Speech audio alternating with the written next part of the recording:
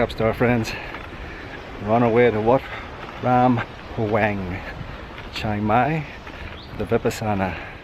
Just gonna check out to see if they still do the 11 lotus flowers, the white clothes, and the 11 incense sticks plus the candles. Just making sure before we go in.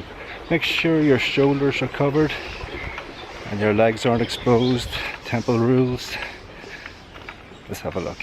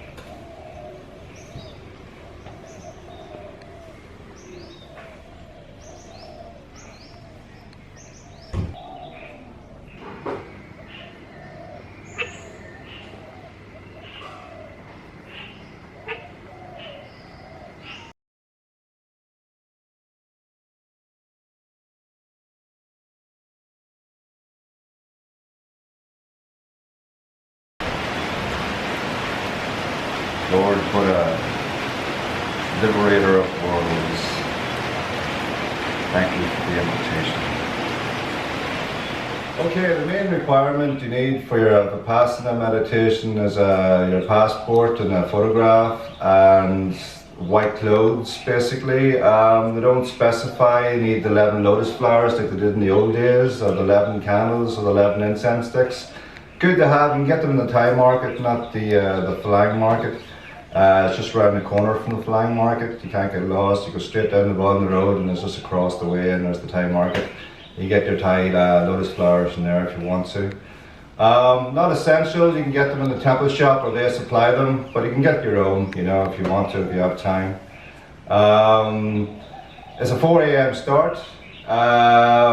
6 o'clock breakfast, 10:30 lunch, and then that's you for the day. You could get some hot milk or whatever, and there's a shop nearby at night time if you're allowed out. The 4 a.m. thing, if you're too tired, don't worry about it. Sleep on to 6. Make sure you get your breakfast and then do your meditation, your walking meditation. It's very hard to do meditation when you're tired, when you just come out of sleep. So do the walking meditation or do some cleaning up, whatever. Just make sure you stay awake. It is hard going, but it's worth it.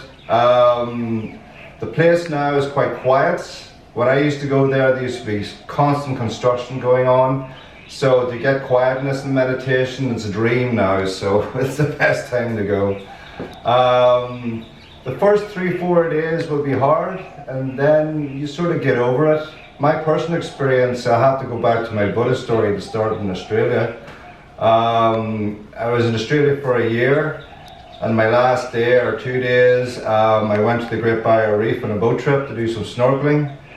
I snorkeled and I had this whole religious 0 point experience in the water. It blew me away. I couldn't speak to anyone on the boat coming back.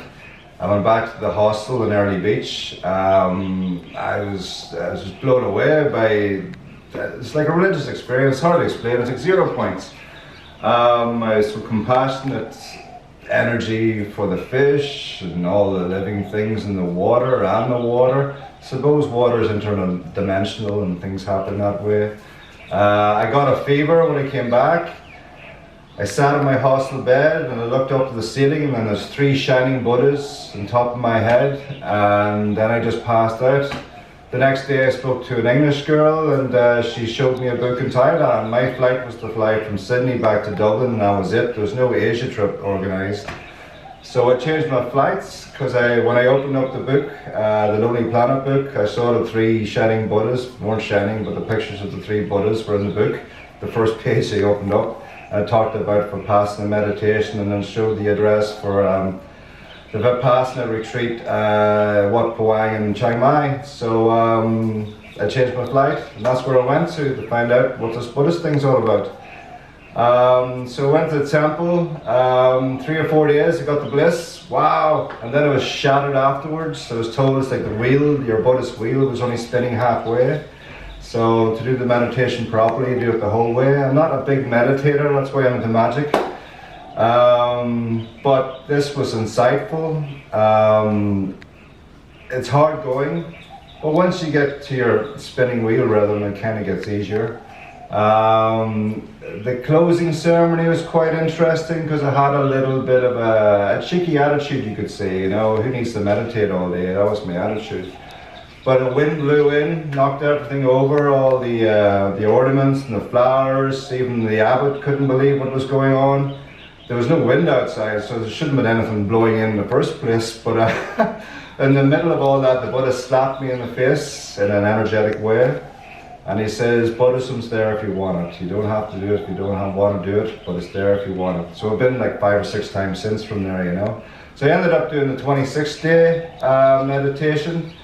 In the occult world, they talk about meeting your holy guardian angel. I kind of done that in 3 weeks. The last 3 days, you do like 24 hours meditation, and you say something in Pali at midnight, and you stay awake the whole night afterwards, you know, and keep meditating for like 3 days solid and 3 nights solid.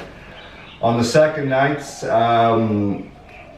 my higher self just appeared in front of me. I could ask my higher self whatever he wanted to. Was why he's doing all this partying and all these things at the time, you know. He says it's fine. My higher self says it's fine. It's glistening these little golden squares all around myself, you know.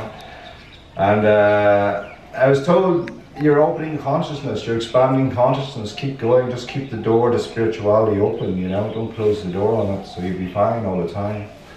And so every time I go back to the temple, the Buddha has information for me, so it's a kind of a relationship I have now with the Buddha, the temple visits now. So that was my Vipassana experience. Do the 26th day one if you can.